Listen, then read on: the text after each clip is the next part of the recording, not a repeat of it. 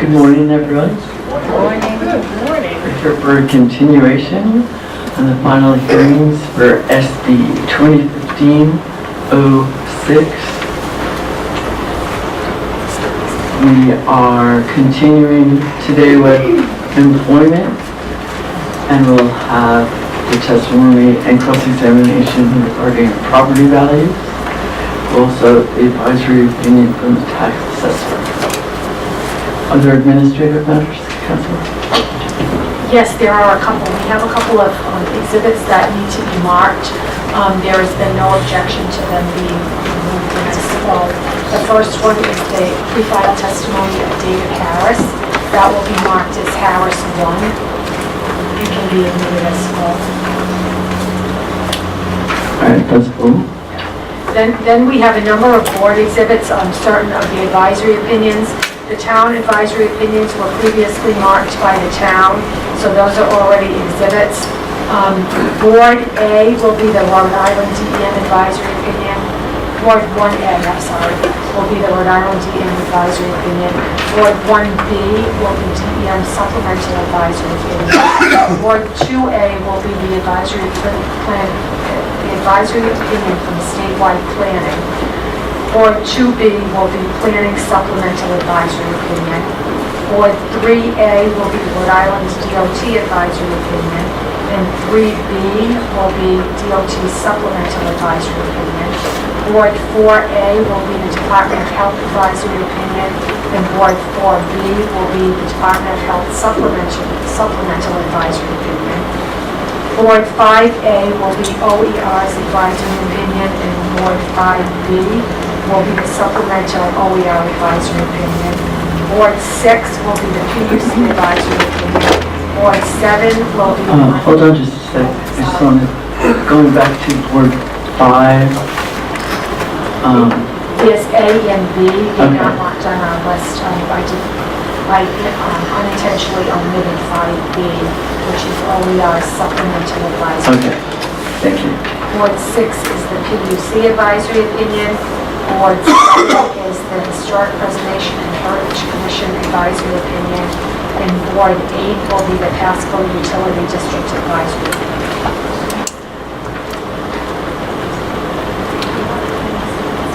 And we will provide everyone with a new and updated list that includes Board 5B and Board 8 and the omission of the Burrillville ones that have been previously marked as well. There's no objection to any of those other advisory opinions, so they can be marked as happened.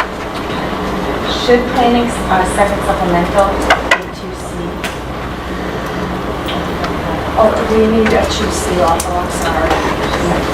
Planning had a second supplemental advisory. Thank you.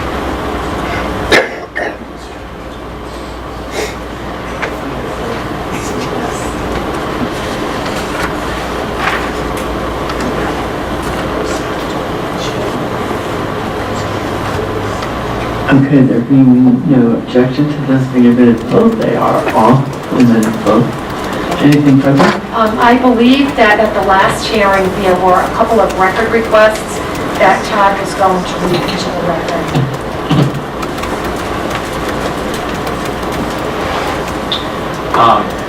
Board Rec request 1 to Energy, please provide a breakdown of the direct, indirect, and induced jobs for the region as a whole. Board Rec request 2 is please provide a breakdown of the direct, indirect, and induced jobs for Rhode Island and a comparison of this breakdown to the regional jobs described in request 1.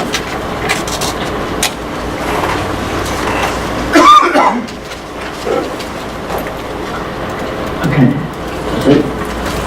Can we have the parties identify themselves for the record?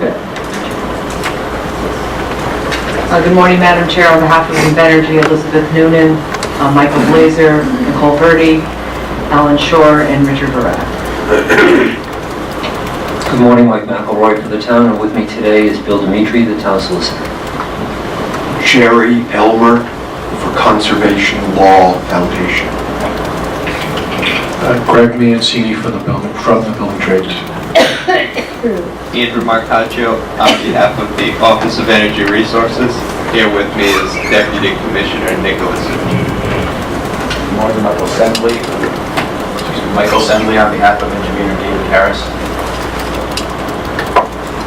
Spell your last name, please. Sendley.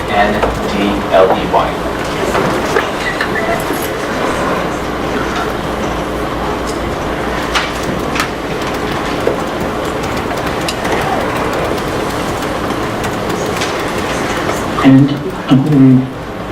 start with Steve Energy. Madam Chair, I think this morning actually we're starting with the building trades on employment, if that's correct. Sorry, Mr. President. That's okay. I would like to call our witnesses, Dr. Mark Batter and Dr. Ralph Gentile.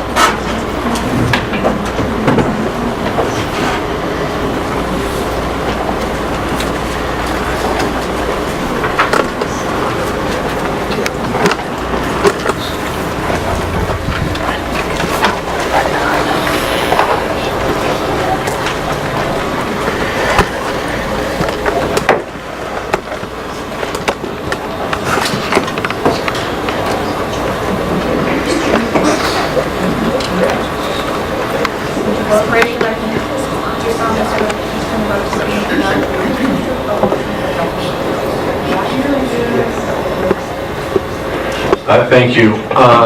For everybody's, so we can follow along, we're going to be referring to building trades exhibits 4, 5, and 3.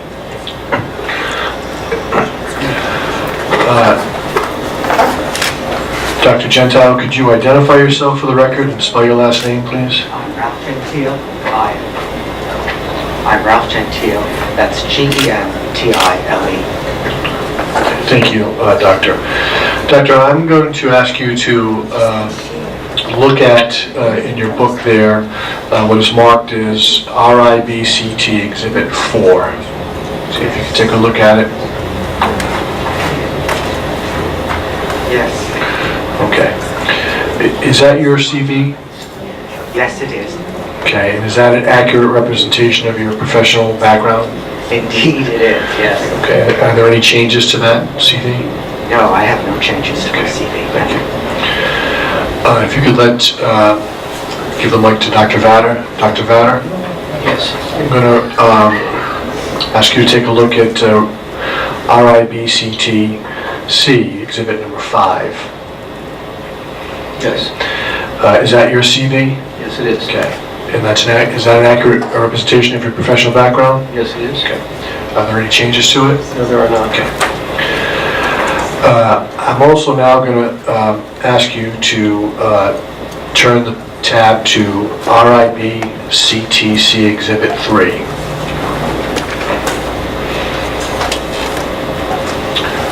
I'd like you both to answer when I call upon you, if that's okay. Well, I'd like to personally call upon to answer, if that's okay. Dr. Gentile, is that the joint testimony of yourself and Dr. Vader? Yes. Okay. Yes, it is. Okay. And do you have any corrections and or modifications to that testimony? No, I do not. Okay. Dr. Vader, is that the joint testimony that you and Dr. Gentile submitted? Yes, it is. Okay. And do you have any corrections and or modifications to make to this testimony? Yes, I do. Okay. Could you please let us know what they are? On lines 254. Well, why don't you give me the page first, though? Page 14. Okay. Hold on one second. Well, let everyone get there, okay?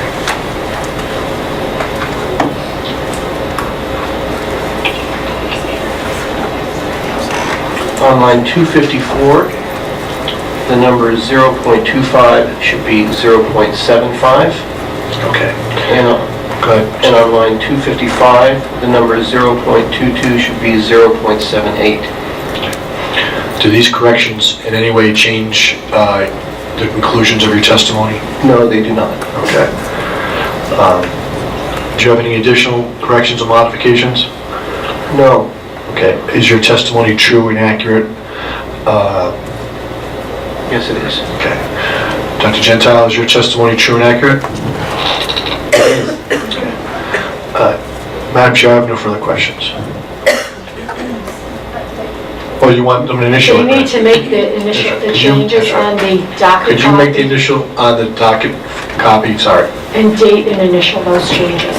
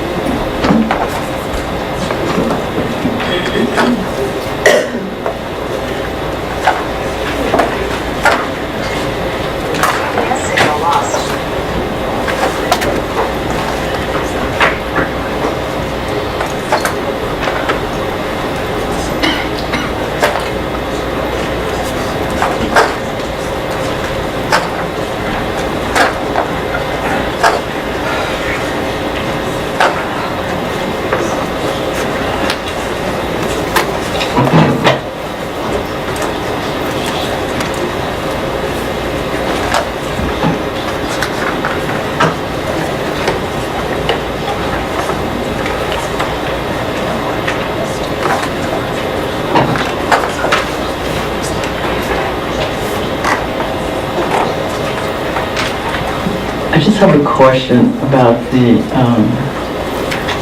pre-file testimony. I have two versions of the pre-file testimony because the page, the line numbers match up differently on the two different copies. Did you file two separate ones? I probably only filed one, Madam Chair. So, Did you file one electronically? I'm just wondering if there could have been a problem with printing them out differently. I filed the hard copies with the board, and I had sent, hard copies with the board, and I had sent electronic copies to everybody else as normal protocol. Okay, we can look into it later during the break, thanks. I'd like to know if Mr. McElroy had the same numbers as I did. Yes, I had the same numbers. So I just want to make sure that you're comfortable proceeding. Yes, I am.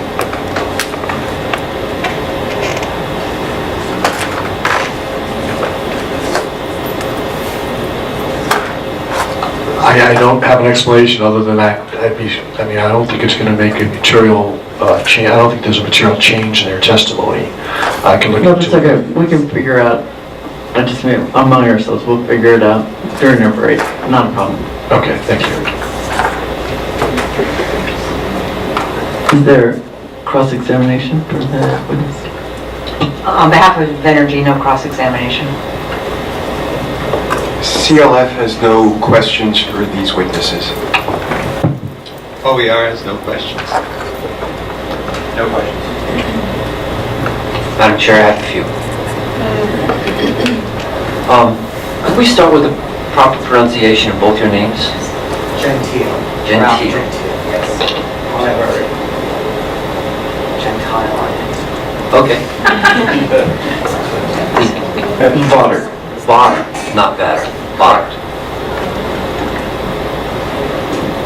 Okay, gentlemen, my name is Mike McElroy. I'm the attorney for the Town of Burrillville. And I'll be asking you just a few questions here today about the testimony that you filed. I know you're testifying as a panel and that you filed joint testimony. That's pretty common in these types of proceedings. So when I ask a question, consider it addressed to both of you. And whoever wants to start out with the answer can feel free to do so. If the other wants to add something to it, feel free to do that as well. Okay?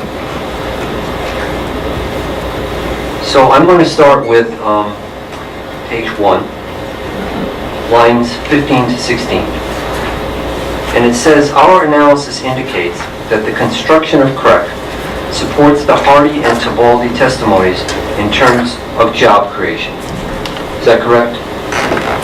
Yes, it is. Right. And Hardy and Tibaldi are the witnesses who've already testified in this docket on the issue of job creation and employment benefits on behalf of Invenergy, correct? Yes. Yes, that is correct. And on page 2, starting on line 36, you jointly state that you regard Hardy and Tibaldi's estimates of the local impacts on employment and value added of the CREC as reasonable, correct? Yes, we do. And I assume that this includes the section of the Invenergy application that was filed to this board, which is section 5.1, which is what they put together on employment and jobs. You familiar with that? Yes. We are. There was some change and modification of that testimony, as I recall. Yes, but we didn't find that the changes were large enough to change the relevance of our own assessment. And I agree with that, which is primarily why I'll be asking you a few follow-ups from the application, section 5.1, on the original application, knowing that there was some modifications later on, but they were immaterial. Okay? And you agree with that? Yes. You're okay with Excellent. that?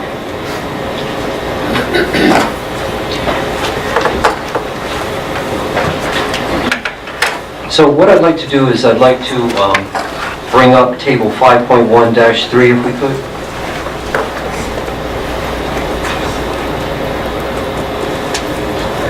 This is from the application.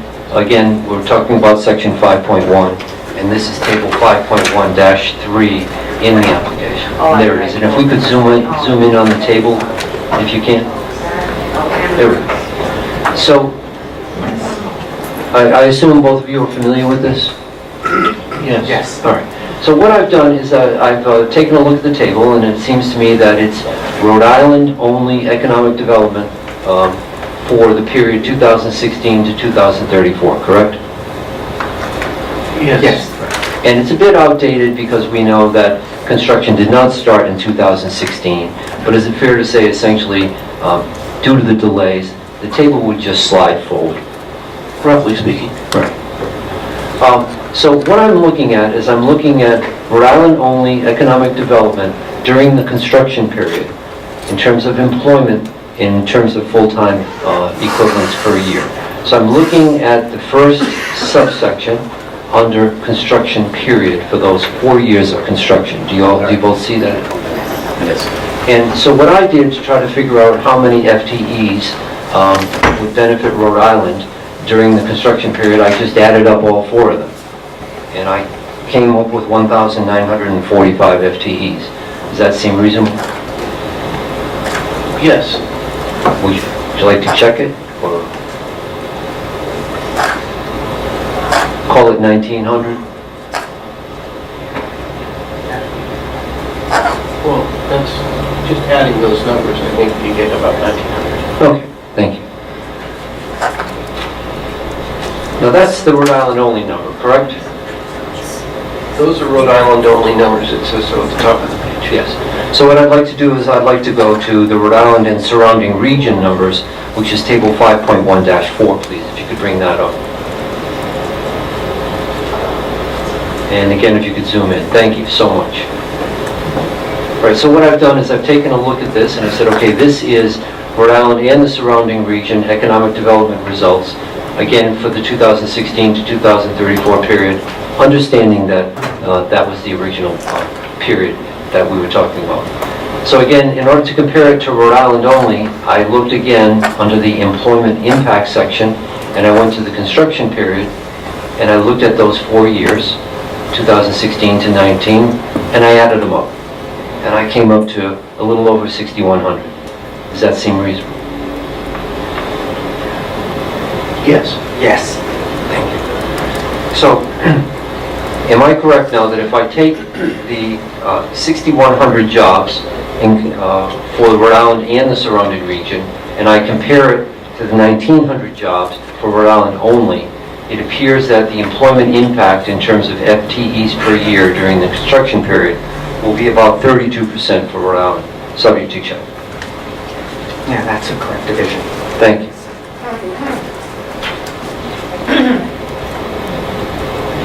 Now, if we could bring up section 5.1.2.2, which is page 23 of the application.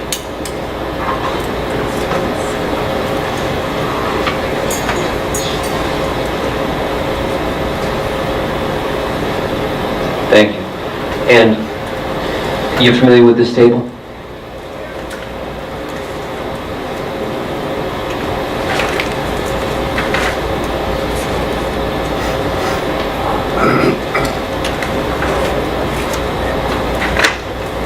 I think the answer has to be yes. Well, if you're not familiar with it, don't say you are.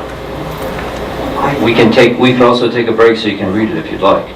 I'm focused only on one line, and that's the line in the middle that says construction labor 87%.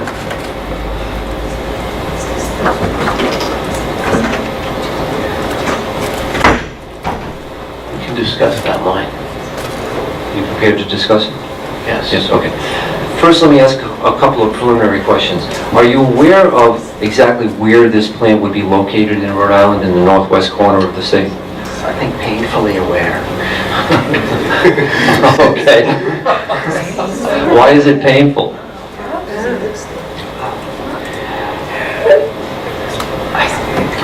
See, I mean, regional issues, and it would often be assumed that they would draw from the surrounding region.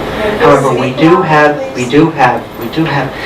evidence that suggests that Rhode Island building trades individuals would be the first to be able to have the first shot at these jobs under what will be almost certainly a project labor agreement.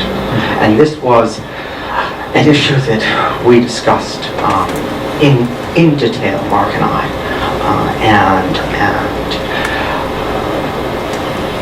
for us in particular, confirmation or indication that the PLA would involve Rhode Island Building Trades Council was a huge relief. But the project labor agreement has not yet been signed, is that correct? Yes, but I mean, we've inquired into the number of cases in which a letter of intent along those lines has been superseded, is just about nil. And I think that Michael Sabatoni discussed this issue as well. Okay. Now, you're aware that the location of the proposed facility is in the northwest corner of the state, and that the Massachusetts line is 5 or less miles away, and the Connecticut line is 3 or less miles away. Yes. Right. And you're aware that these long-term construction jobs are very attractive to people who are in the construction field. Yes. So would you agree with me that it's likely that people who live just over the Massachusetts and the Connecticut borders would be interested in these jobs? Yes, I think they would, but they would, again, need to be associated with unions in Rhode Island. So are you, well, let me ask you another question. Did you take a look at all at the percentage of Rhode Island residents that worked to construct the Ocean State Power Plant in Burrillville? I didn't. No. No. You didn't think that was important?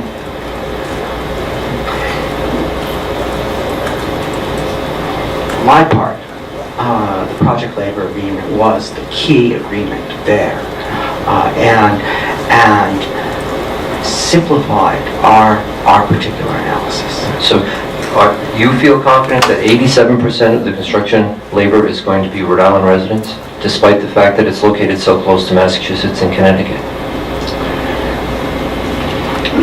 Given what we know about the project labor agreement, yes. Okay. Could I bring up page 24, the next page, please? And could we focus in on table 5.1-2, please? Thank you. Now, this is not the construction period. This is the operations and maintenance phase. In other words, once the plant is up and running, correct?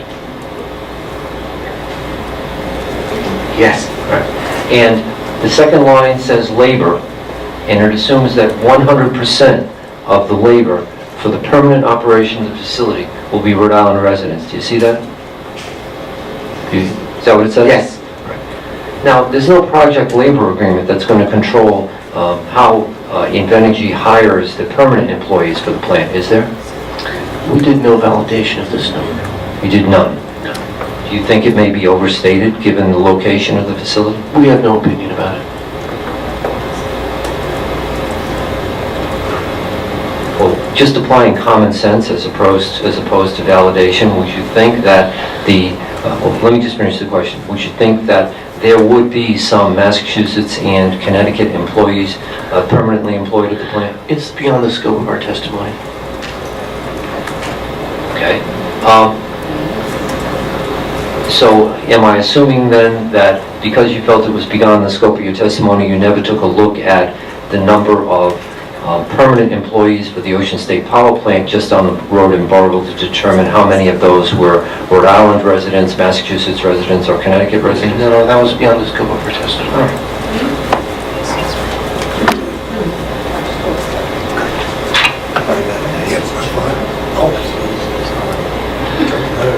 We did estimate local shares of employment in our testimony, but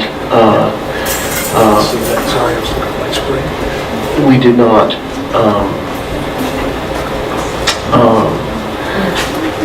not make any attempt to validate that number. Okay, thank you. Could I bring up the January 9th PA letter, please, the first page?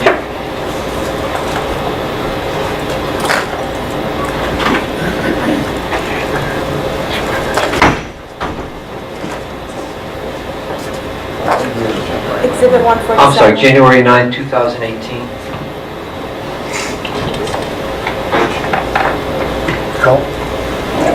Invenergy Exhibit 147.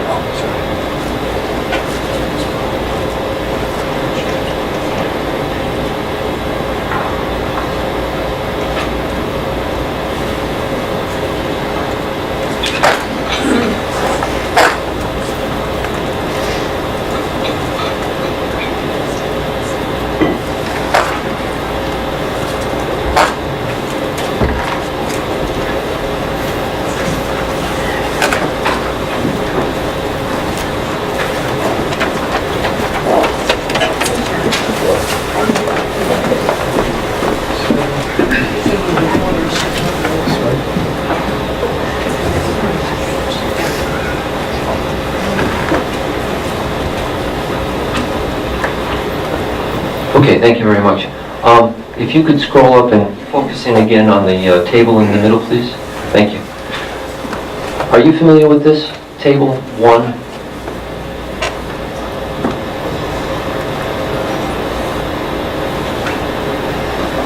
To put it in context, I believe this was the table that was updated by PA in 2018. Yes. Now, what I'm looking at is I'm looking at employment and earnings impact for Rhode Island only. And now it's been updated and the years have been slid forward because it's updated. So it's 2019 to 2036. And if you go to the bottom line of the table, it has the total earnings impact. Do you see that? Yes. Yes. And what I'm trying to focus on at this point in time is the post-construction permanent impact going forward. So carving out 4 years for construction, I started at 2023, assuming the first full year of operations where there would be no construction. And then I just worked my way through to 2036, and I looked at the totals at the bottom. Do you see that? Yes. And would you agree with me that that's a fair way to look at the employment and earnings impact in Rhode Island only for the operation of the facility? Yes.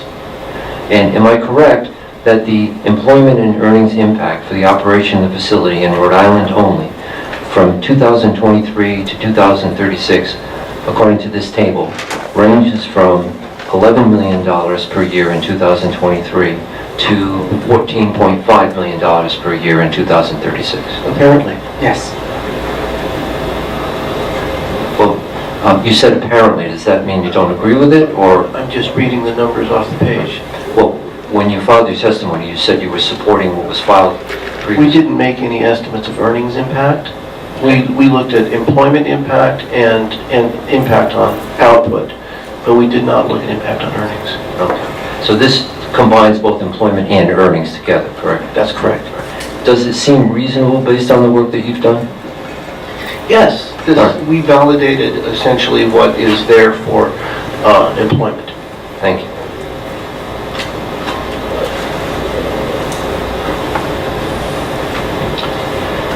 Now, if we could turn to your testimony, and I'm just going to start working through your testimony from front to back. So I'm going to start with page 6, if you don't mind.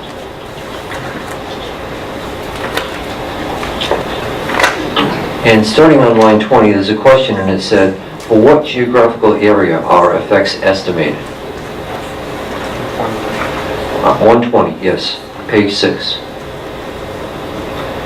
And the answer says, regional definition, the focus of the analysis is the state of Rhode Island, although parts of the Boston Consolidated Metropolitan Area, specifically the Worcester Metropolitan Area, are within commuting distance. Yeah. All right, so that's part of the modeling that you did and the assumptions that were made, correct? How shall I say this? I in particular worried about the location of the plant in Burrillville and what the employment impacts were going to be. Okay, I will try to speak a bit louder. My old teaching voice, right? So, I'm particularly worried about where those impacts were going to be. And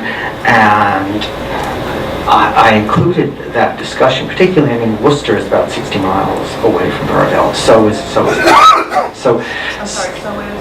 Providence.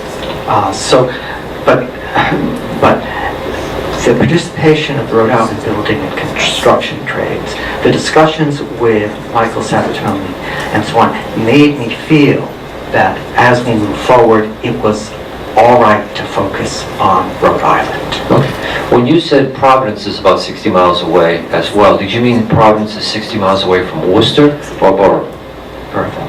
Burrillville. You believe Providence is 60 miles away from Burrillville? I'm trying to remember exactly what I saw, but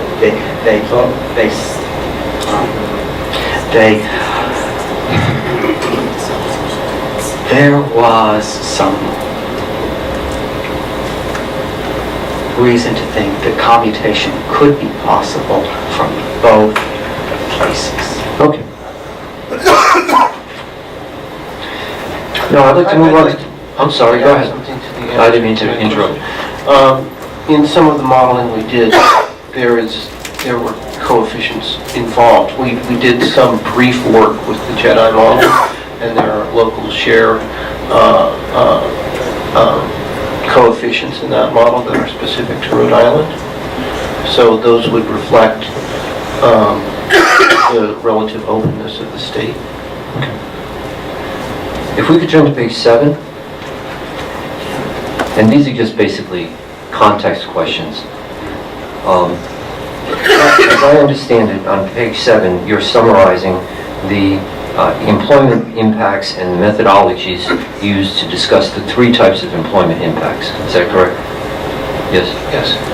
And one is direct effects, such as jobs on the site, correct? Yes. Another is indirect effects, which is the jobs that are created to provide the goods and materials and services for the facility. Correct. And the last is so-called induced effects, which are the effects created by the household spending of the people who are making the money. And subsequent spending of those households. Yes. So those are the 3 effects that you looked at and that are traditionally looked at in doing this type of employment analysis, correct? Correct. Yes. Now, could we look at page 8, starting on line 153? You stated that your analysis assumed a 41-month construction period, correct? Yes. and you assume that the first half of the plant, the first 485 megawatts, would take 2.5 years to build, and the second 485 an additional year, correct? Now, could we turn to page 9, please? Line 172 down at the bottom. Now, you stated there that recruiting skilled craft workers can become difficult in tight labor markets, correct? Yes. And the types of workers that are necessary in order to build a power plant of this type are skilled craft workers, correct? Yes, high skill. Now, you stated in the next sentence, beginning on line 173, that an examination of the Rhode Island-wide demand for the skilled trades suggests a resetting of demand at the end of 2018. Yes. Has that occurred? No, but I mean, I have been in touch with my associates at CLMA, and they think that that has been pushed somewhat forward. I mean, 2019, 2020, some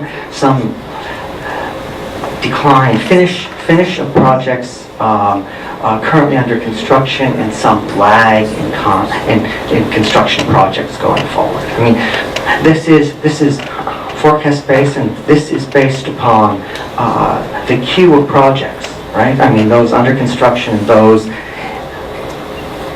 deemed likely to start.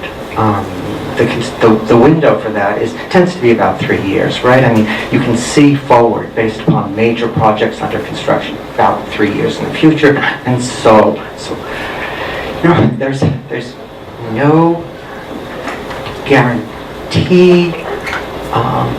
I've been a forecasting economist for 25, 30 years, but you trust the best data you have at hand.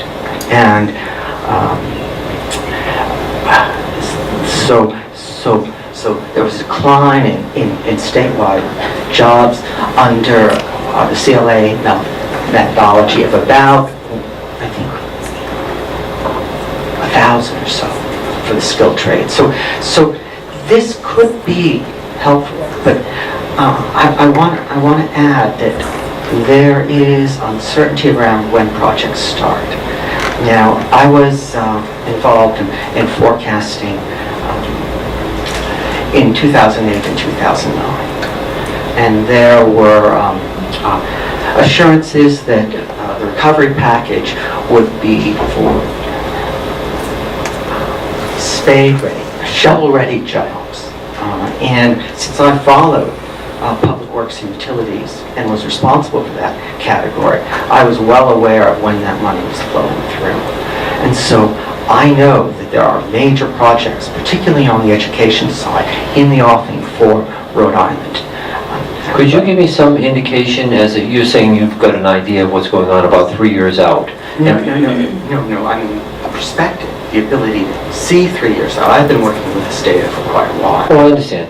What I'm asking you is, what is the number, the estimated dollar figure of the projects that are in the queue approximately 3 years out for Rhode Island? I'm sorry, I don't have that information. I used an aggregation out of the CLMA database, and they have the full listing of projects and the estimated start dates and the like. All right. So I have used that data in many contexts, particularly in southern states, and so have some experience with it. So I mean, people will say forecasting is an art. It's not really an art. It's subject to uncertainties and risks. And I have sort of dealt with this issue over years. And the fact that there is some inexactness here does not negate or prevent us from needing to plan for the future. No, I understand that.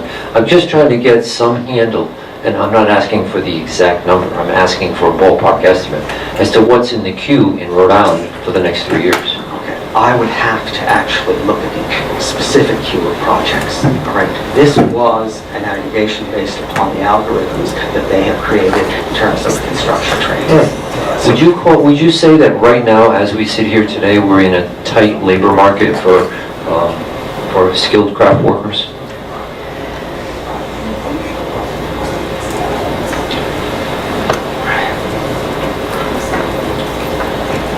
construction labor market is special in a number of respects. Well, I'm going to allow you to explain your answer as much as you'd like, because you first tell me whether you believe we're in a tight labor market or not, and then feel free to explain. Our labor market is not anywhere near as tight as people may think. I mean, if you look at the unemployment rate for Rhode Island as a whole, it is in the neighborhood of the low fours. But what I want to emphasize is that those unemployment numbers are narrow. That is, for example, there are two classes of workers which BLS will often talk about, and one is that set of workers. Bureau of Labor Statistics. Bureau of Labor Statistics. One is that set of workers who are, quote, marginally attached to the labor force. Okay, and what do you have to do to be marginally attached to the labor force? You have to have not looked for a job in the previous 4 weeks. That's pretty narrow to me. And there's also a large class of sort of involuntary part-time workers who would take jobs if they could. And again, memory may not serve correctly, but I think the first group is somewhere around 1.7 million nationally. The second group is somewhere around 1.7 million. So we're talking about a fair amount of slack. And how does the construction labor market work? And I would add that the labor force participation has not recovered from the Great Recession. So if you look at the labor force participation rate beginning in 2008, it declined steadily throughout the years of the Great Recession, and then flatlines. And this is true both nationally and in Rhode Island.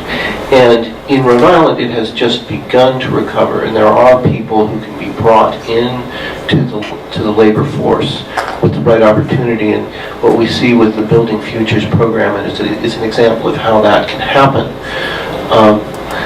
But that is a source of slack in the labor market that is not reflected in the unemployment rate.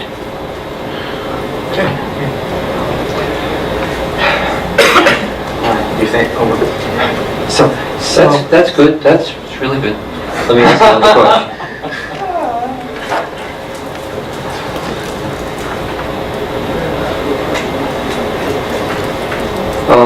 Page 11, beginning on line 203. It says statewide, that is the plant, will sustain demand for the skilled trades in late 2018 when construction employment might otherwise be slipping. Right. Is construction employment slipping now as we sit here in mid-2018? No, it is not. However, I will point, and I will say that my discussions more recently have suggested that gap could be extended into 2019. So this is the type of data and information which is constantly updated and which is subject to change. So as this testimony was written, though at the time those were our expectations. As I say, the detailed data, the individual projects which go in to make the algorithms which sum up to demand for the skilled trades, those are things that I would want to look into further and say, for example, what's going on, how have you guys looked at the bond proposals that look like they're going to go through? Have you looked at the... Don't think too much of how fast employment is growing. Between April of 2017 and April of 2018, total non-farm employment nationally increased 1.6%, but employment in construction in Rhode Island only increased 1.1%. Okay. Have you looked at what the impact of approval of the Deepwater Wind offshore proposals would be on skilled labor in Rhode Island? Well, I haven't, although I know that they would be substantial. No. And I do not have the listing of individual projects for how that gap could go. But Are you aware that if the project goes, it would create about 600 to 800 jobs? Yes, I am. And most of those would be skilled tradesmen? Okay, although that is a more recent knowledge of mine. I'm sorry, do you agree that they would be skilled tradespeople? There would be skilled tradesmen. I do not know the details of Deepwater Wind, so I would not want to be held responsible for those specifics. No problem, I understand. On page 12, please. In the middle of the page, there's a quote from Mr. Sabatoni on lines 215 through 219. And I'd like you to focus on 217 to 219. And first let me state, I'm assuming that you are both adopting this as being accurate. Is that correct?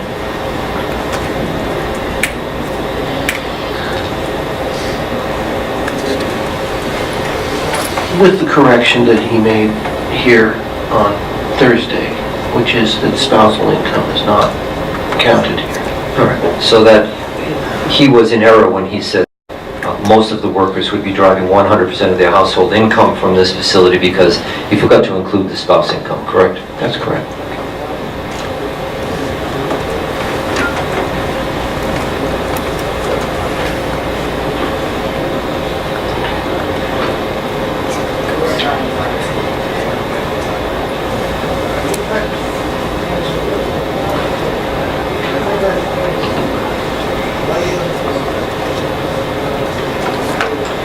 Now, if we could look at page 20, please.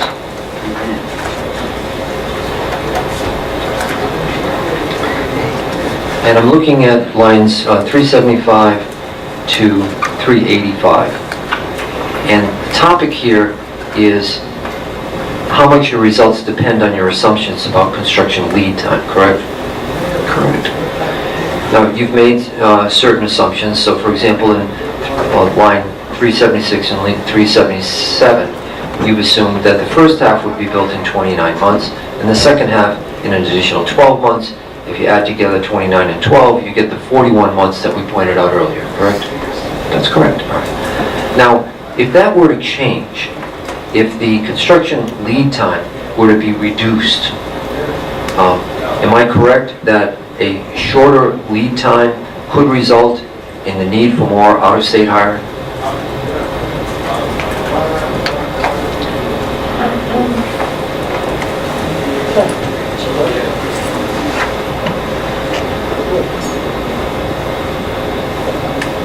Well, let me direct your attention to lines 383 to 384. You stated, quote, allowing longer lead time also implies that there would be less pressure to fill construction jobs with workers from out of state, and that the jobs filled by Rhode Islanders would be longer in duration. Did I read that correctly?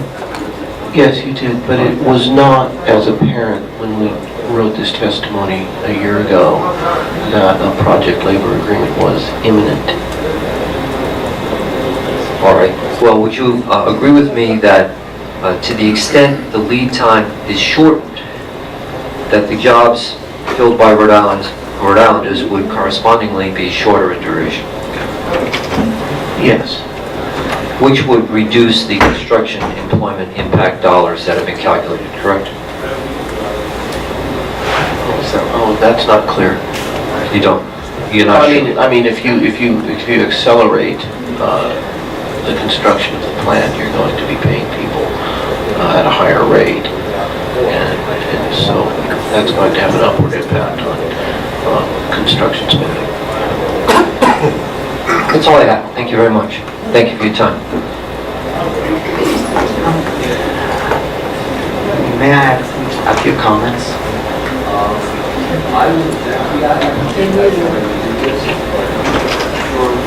If your lawyer I think- wants to redirect you, Yeah, that if your lawyer redirects, you can touch on things that you might have omitted or you would want to add. But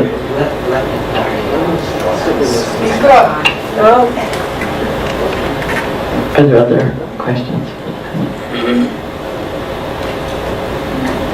Let me check with the attorneys first.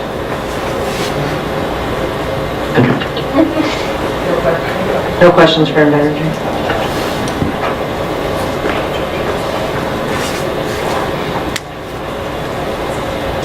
Mr. Gentile, I just wanted to ask and follow up on that.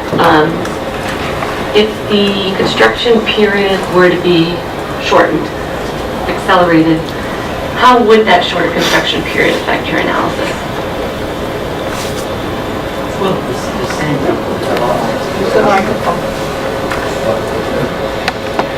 I mean, the same tasks have to be done, one way or the other.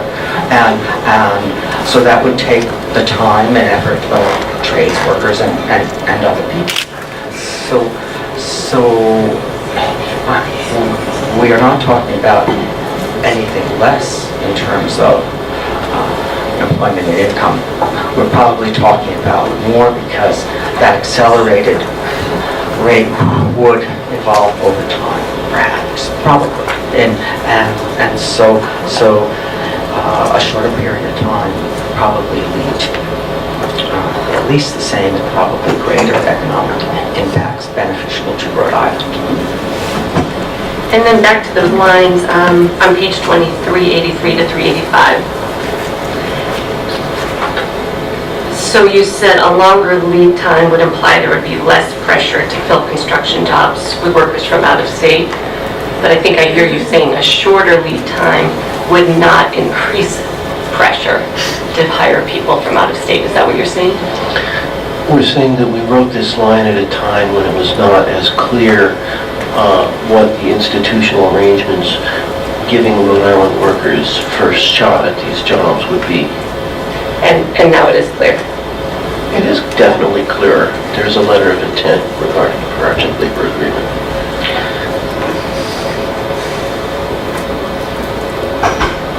Mr. Gentile, did you want to add an answer?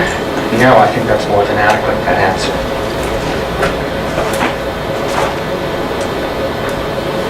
I think I understand this, but we added up 12 and 29, came up with 41, but then on the lines 379 to 381, you just came in an alternative analysis that it might be up to 53 months to construct. That's correct. It's a sensitivity analysis.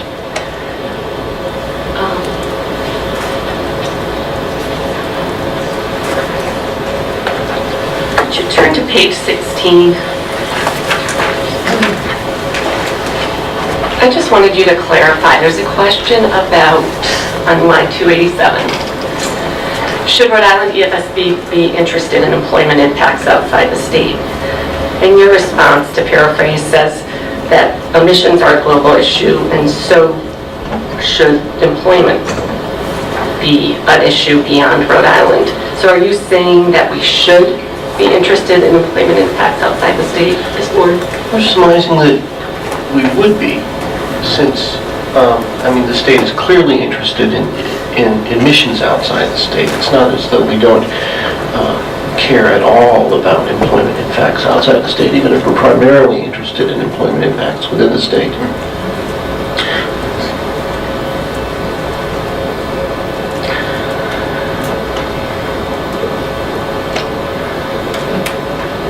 Anything to add? I think not. Thank you for asking.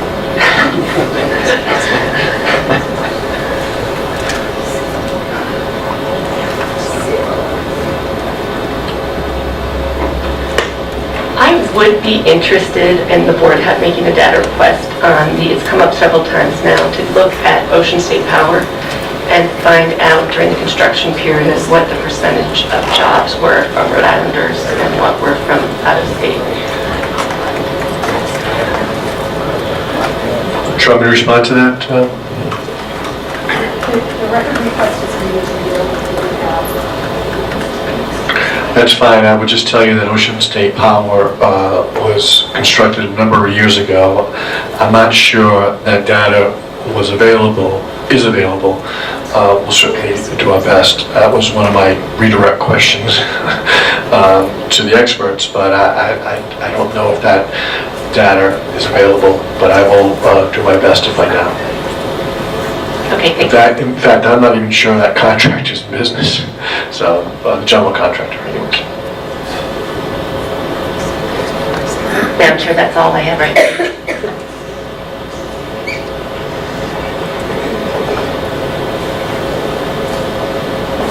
That would be 15 business days. hear you. Thank you. We will respond within that time frame. Madam Chair, could I make a suggestion? I sympathize with my brother because trying to find the 20-plus-year-old construction data in terms of employees clearly is going to be difficult.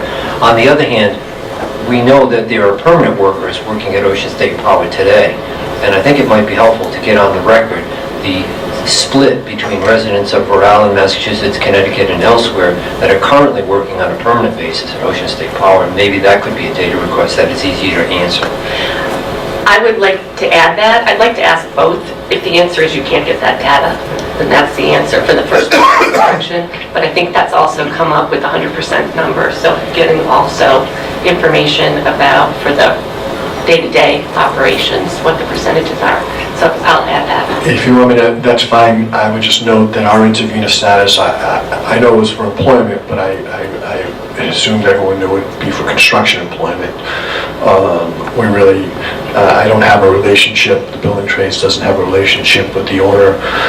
We certainly can ask them for that information if you want that, but our focus has been as an intervenor, the unique impact this project will have on the construction sector. Have those as board 3 and 4. So you're splitting up the record request into 2? Okay.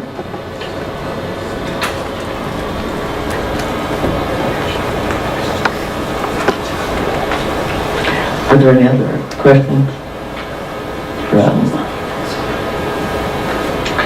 I have a couple of redirect if that's okay. So, just a few. Dr. Vada or Dr. Gentile, even if the workers that worked on this project were from either Massachusetts or Connecticut, they would still pay Rhode Island income tax, correct? That's correct. And what is your understanding of the average length of a construction job?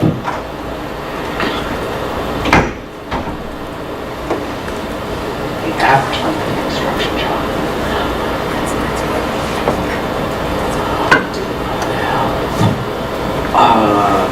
In the high-skilled sector, it might be 3 or 4, 5 months. A fair amount of the skilled trades, for example, pipe fitters, are involved in sort of updating and maintaining plants, and those are typically on the order of a few months. That is sort of maintenance and so on. Larger projects take longer, but particularly projects which involve updating and some changes, I don't know, 7, 8 months. So those are. So is it fair to say that the people who are working now on under the current unemployment rate will be looking for a new job by 2019? Yes, certainly. Is it a fair majority of them, or just a small part of them? I would say majority. I have no further questions.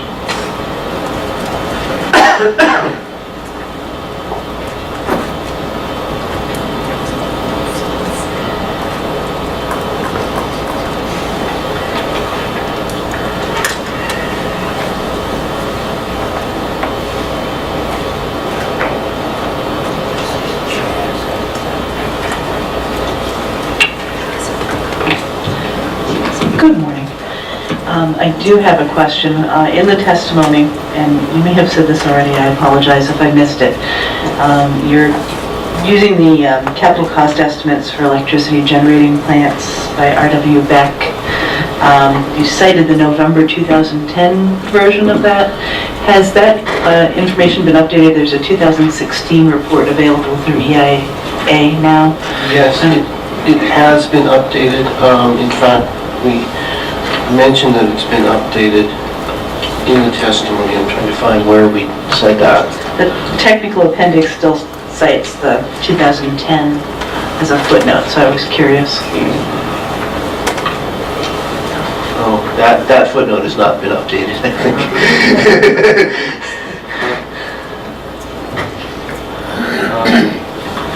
Let's see, just a moment, I have to look through the testimonies.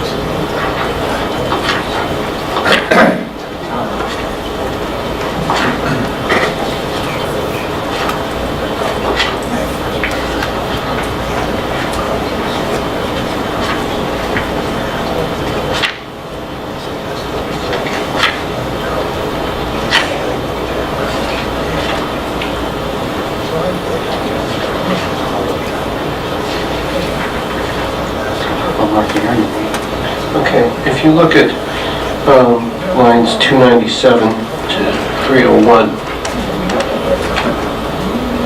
What page? page 16.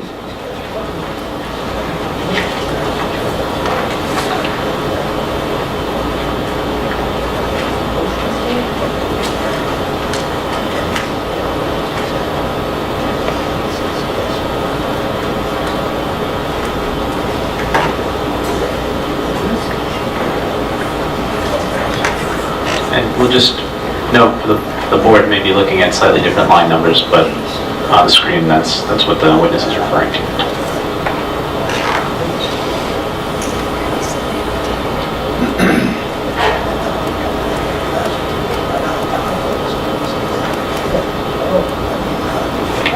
So just to clarify, I should then assume that the footnote in the technical appendix should also then be replaced with this new citation for the new data, and if that's the case, could we get that citation?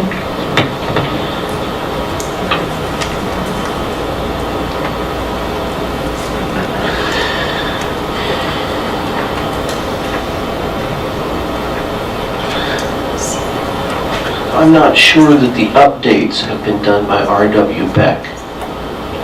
The EIA updates its numbers regularly, but I'm not sure if the full Beck report has been updated.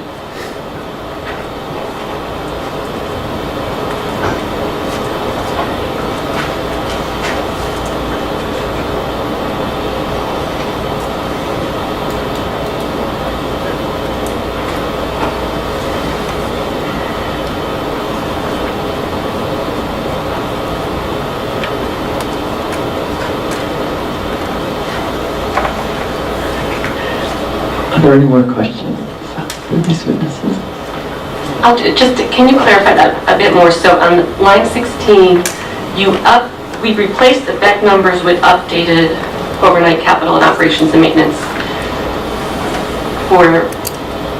How do they relate? So Page 16, no. we're looking at page 16 and then page 22 of the technical appendix.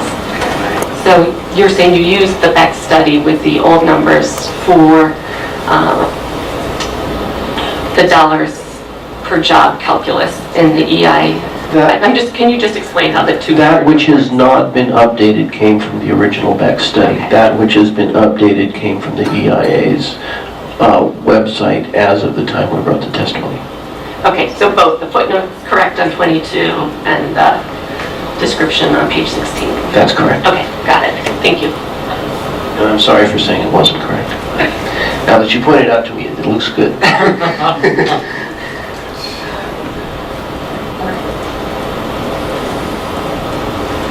Anything further? Do you want any further redirect? No, thank you. Thank you very much.